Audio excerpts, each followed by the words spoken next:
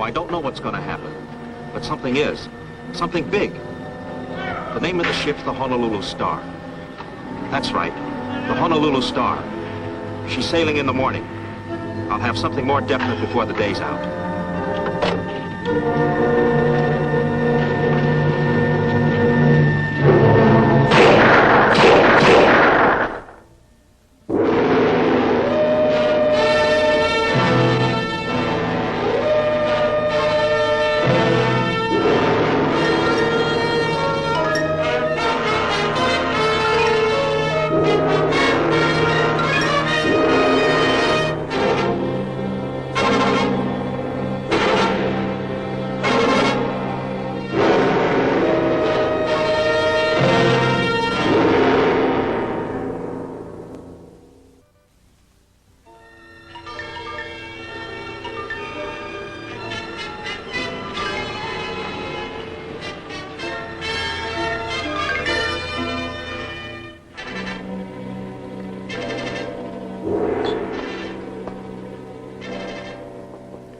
I have requested you to honor me with your presence today, Mr. Chan, because I need your help.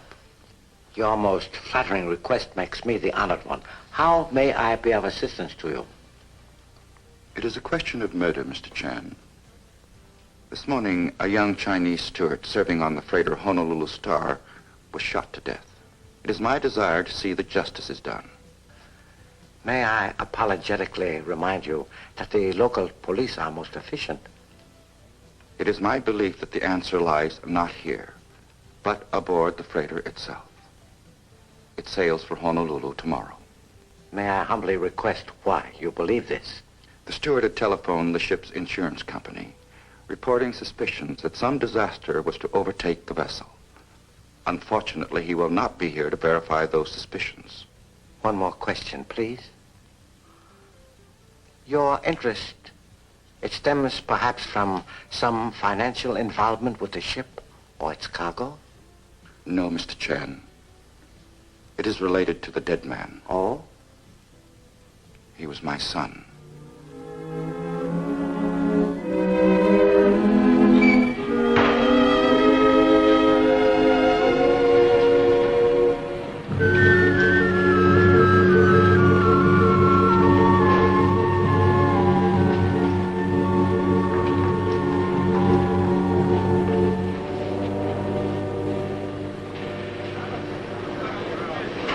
Something?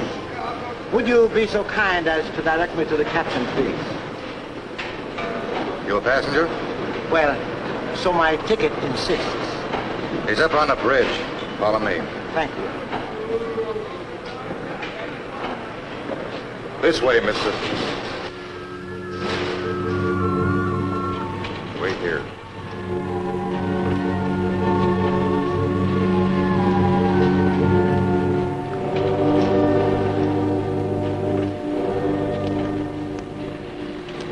Seaman will show you to your cabin, Mr. Chan.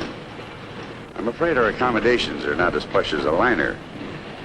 Maybe that's why you're the only passenger aboard. When a man reaches the age of serenity, Captain Carnarvon, comfort comes from within. You have a big case coming up in Honolulu, Mr. Chan? Why do you ask? Oh, I wasn't prying, of course. It's just that, well, you're not exactly unknown in Honolulu. And coming aboard at the last minute like you did. I dislike very much disappointing you, Captain Carnarvon, but as far as I know, I have no further assignment in Honolulu. Well, we'll try to make it a pleasant trip for you. And I think I can promise you a calm and eventful voyage. Unfortunately, such moments have been far too rare in my life. Now, if you will excuse me, I will go to my quarters. Certainly.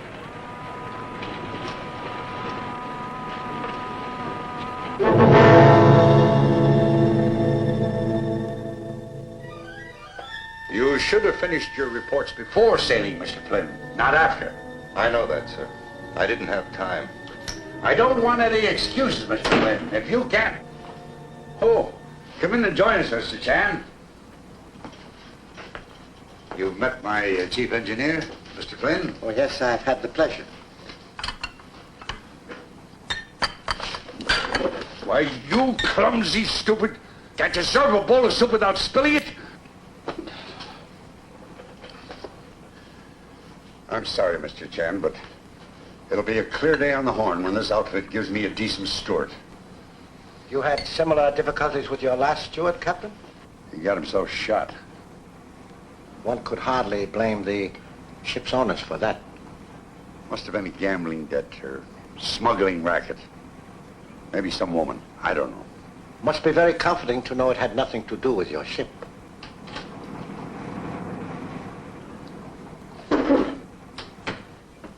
This is Mr. Chan, Doris. My wife, Mr. Chan. A great honor, Mrs. Conover. A beautiful woman is like a delicate flower that adds color to the most drab occasion. Thank you. I do not wish to question my good fortune, Captain, but I was not aware that captains' wives were permitted to accompany their husbands. My wife is a passenger, Mr. Chan. A paid passenger. She hasn't been feeling well. Thought a few days at sea might help her. Isn't that right, Doris? Whatever you say, Paul. Excuse me. Something wrong, Mr. Flynn? I'm not hungry, sir. I've got work to do.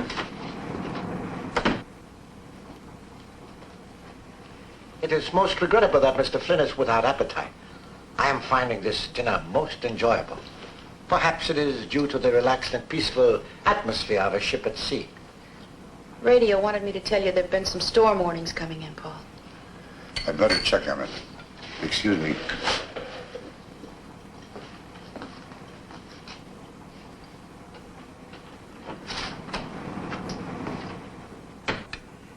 Sea voyages are a highly recommended tonic, Mrs. Conover. I trust you find this one good for you. They're all right, I guess, Mr. Chan. I'm afraid I'm not much of a sailor, though. I even wear high heels on board. Makes it hard to walk. Well, like this morning, you know. Like when you saw me trip and Mr. Flynn caught me, kept me from falling. You remember? But of course I remember. A pleasant memory, like the scent of jasmine remains long after one has departed the scene. Pleasant? I noticed your high heels. How foolish, yet how charmingly feminine they were. You have a very nice way of saying things, Mr. Chan. Strange. I didn't know ship's engines are allowed to stop during a voyage. Well, they never are. But your good husband assured me this was going to be a voyage that was just routine.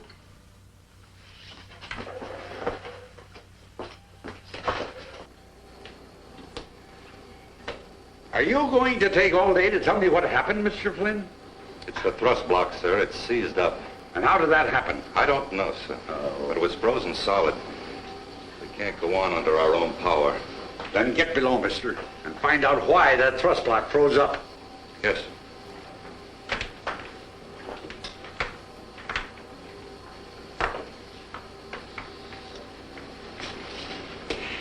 Paul, it'll be all right. They can't blame you. 200 miles off of San Pedro. Do you know what a salvage will cost if they have to tow us in? I'm going to see that block for myself. Captain, would it be an inconvenience for me to accompany you? I'm very curious about ships. All right. Meet me below.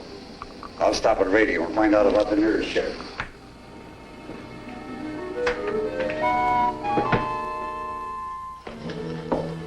The shaft runs through here, all the way back to the school. I can't understand how anything could seize up that block. Oh, excuse me if the question sounds stupid, but is that protective covering usually unbolted? Oh, the lubricant block? No, that's always bolted down tight to the...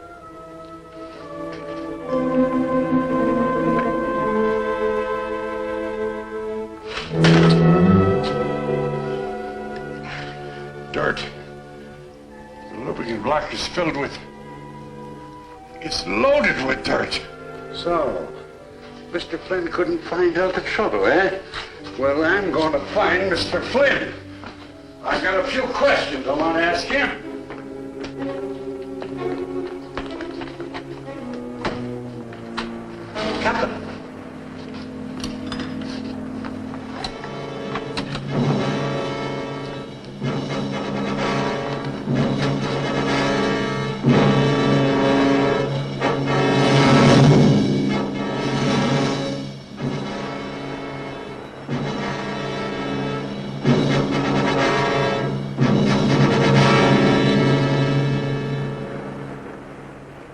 have to ask your questions elsewhere, Captain. Mr. Flynn's answers have taken flight with his soul.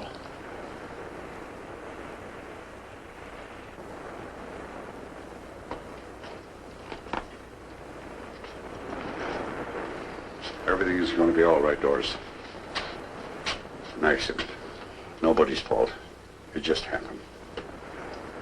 Unfortunately, your convictions are far stronger than my own, Captain. Why not? Gear could slip. Engine vibration can shake weak tackle loose. Quite true. And if one hibiscus bloom in a field withers and dies, it could be accidental weakness. But not when more than one is affected. More? You may recall that violent death recently visited another member of your crew, the Chinese steward. What is it, Sparks? I've raised the nearest vessel, sir, just as you ordered. They can be alongside in 40 minutes and tow us into Pedro. If you request them to officially. All right, Mr. Barker. You're wrong. You're all wrong, mister. My husband didn't kill Johnny. I do not recall having made such an accusation, Mrs. Kahneman. You think I gave him reasons, is that it? I did not say that either. Now look, my husband's 55 years old. I'm 26. I know just how he feels every time he sees that look in some young guy's eyes. But it never goes past that look, Mr. Chan. I never let it. But Mrs. Conovan... You saw Johnny Flynn kiss me. Sure. But that was his idea. He grabbed me as I went by. That's all that it was. I'm Paul's wife, mister. I don't ever forget it. So he's got no reasons. He's no murderer. You can't make me buy that no matter what you say. Well, the tow said. At least we can get back to Pedro in one piece. What ship is it, Paul? She's out of Acapulco, the El Gavilan. Her master is a man by the name of Arturo Ramirez. I see. What's that going to mean to us? Who knows? Maybe I'll lose the ship. Maybe I'll lose my ticket. It all depends on how much it'll cost the owners. Don't worry. I'm sure everything can be handled on a friendly basis with Captain Ramirez. Sure. It can be worked out. Friendly. Unfortunately, Captain, such friendly deals cannot be worked out with everyone. What do you mean? I refer specifically to the Los Angeles police. Or has your deep concern over salvage made you forget that Mr. Flynn is extremely dead?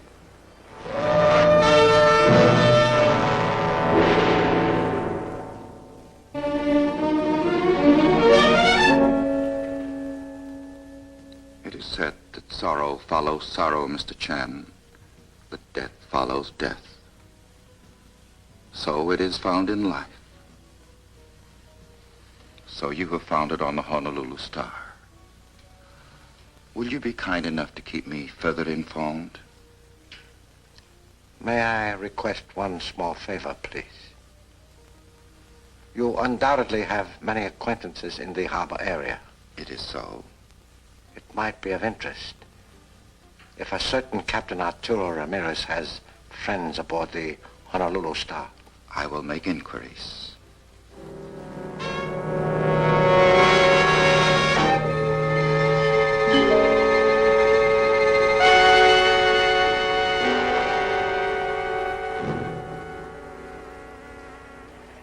What did you do then after the ship's engine stopped, Mr. Barker? Well, I didn't do anything, Lieutenant. I didn't do anything at all. I stayed right there in the radio room. Don't you usually send some kind of a distress call at a time like that? Oh, no, sir. I couldn't take on a responsibility like that. Not myself. But I did send a call out after the captain told me to, didn't I, sir? What kind of a call was it, Mr. Barker? General distress?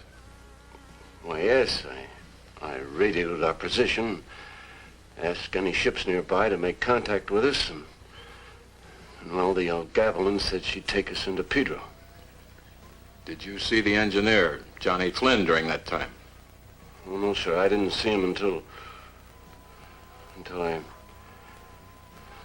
I saw him there on the deck. You know. All right, Mr. Barker, that's about it for now. Thank you, Lieutenant. Oh, I may want you a little later on. So be available, huh? Sure thing, Lieutenant. Anytime, Lieutenant.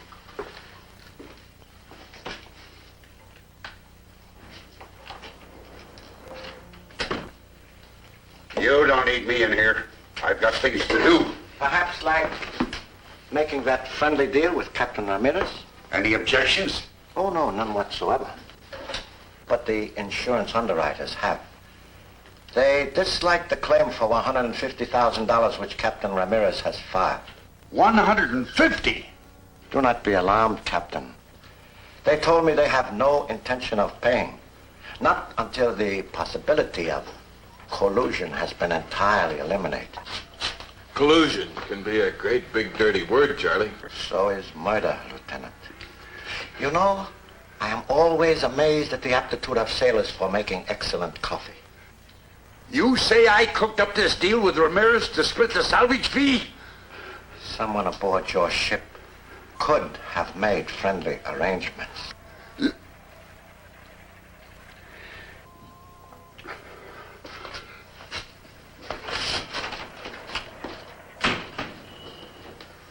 Kind of took the play right out of my hands, didn't you, Charlie? My apologies, Lieutenant. But you know, detection and the making of good coffee sometimes require the same ingredient, the proper amount of heat to bring about the desired result. A few good coffee beans help a little. Such as 2 deaths and sabotage of a ship's engines.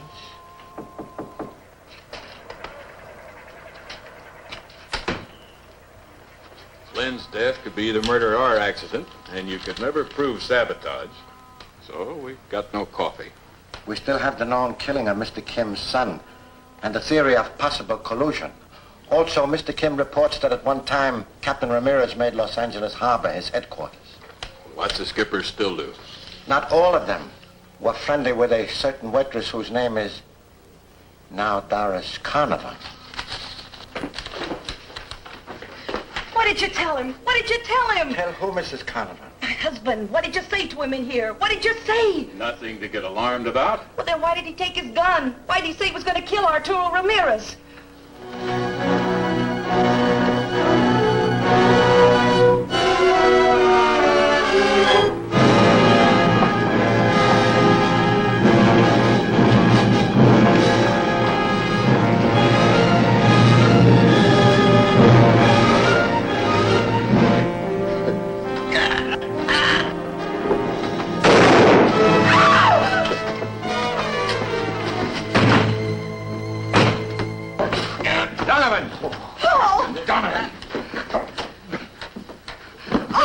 Take it easy.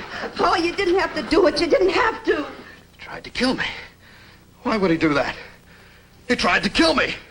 I told you 3 years ago to stay clear of Doris. Let her alone, I told you. He did, Paul. He did. And now you've done this to her.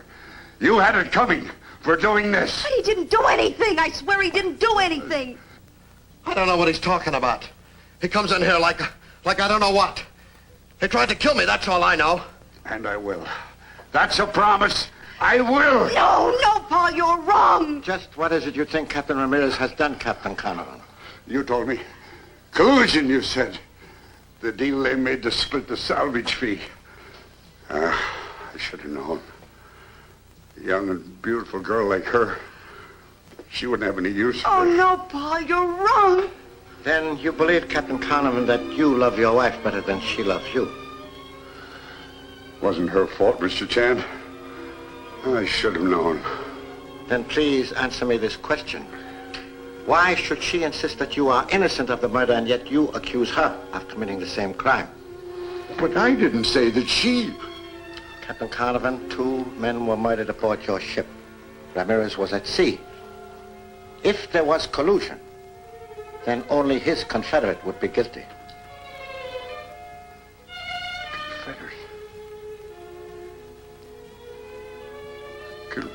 Confederate?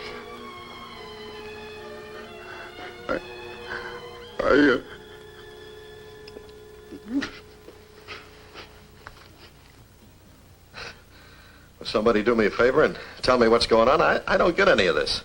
You want to press charges, Ramirez? Me? What for? So I got all mixed up, flipped a little. All I want is for somebody to get me straightened out on all this. Perhaps if you take Captain and Mrs. Conovan to the car, Lieutenant, I can explain things to Captain Ramirez.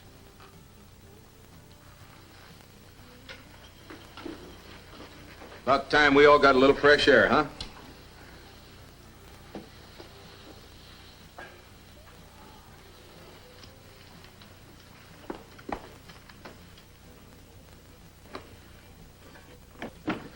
The things that happen to a man. Do a favor for a fellow skipper, save a ship at sea. So what happens? He comes in and tries to kill you. How do you figure that? Love is like a blacksmith's hammer, Captain. It can shape the white-hot steel of emotion for both good and evil. Yeah, I guess so. Who did you say you were? My name is Chan. I was a passenger aboard the Honolulu Star. So that's how you got mixed up in all this mess. Well, it's like I said. Do a favor for a friend. That's the kind of thing that happens. $150,000 is a nice price for a favor, Captain, if you ever receive it. Why should I not, Mr. Chan? I have a very interesting theory concerning that, Captain, if you have a little time to listen. Yeah, I have a little time. If there was collusion between someone aboard the Honolulu Star and you, there would be one unpredictable factor. That's so? There was no way of knowing just when the ship would break down, so this would make a definite rendezvous point an impossibility. So there could be no guarantee that my ship was the closest one when the distress signal went out. So much for your theory. Quite right, Captain. If the distress signal went out. What else could have gone out? A direct call to your ship on a prearranged wavelength so it could not be intercepted. Oh, no, Mr. Chan. Only an experienced radio operator could make such a call. Mr. Barker, the radio officer, is an experienced operator. He is also a very nervous man. Excuse me.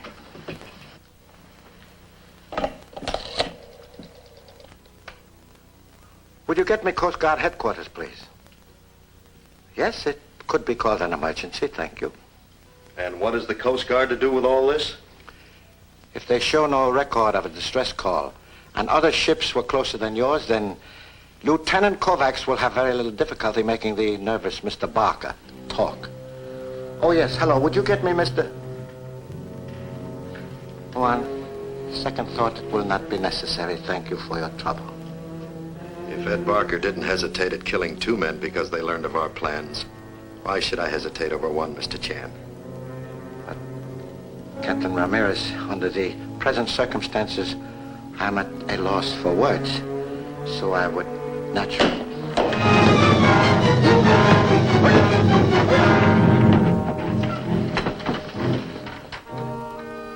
Well, it looks like you've explained things very well. Yes, Lieutenant, he was very cooperative.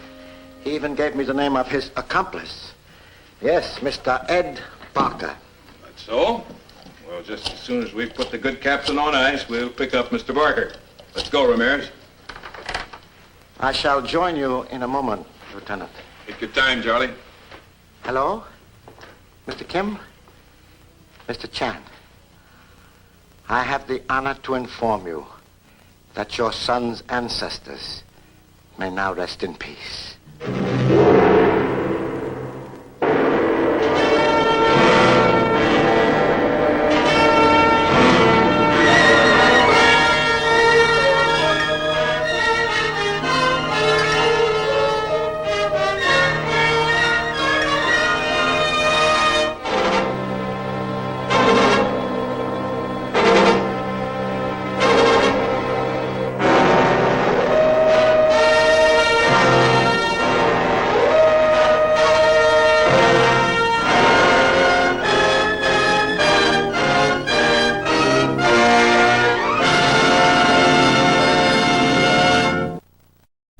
Thanks for watching. Please hit the like button and subscribe and check out my channel. I have over 500 videos.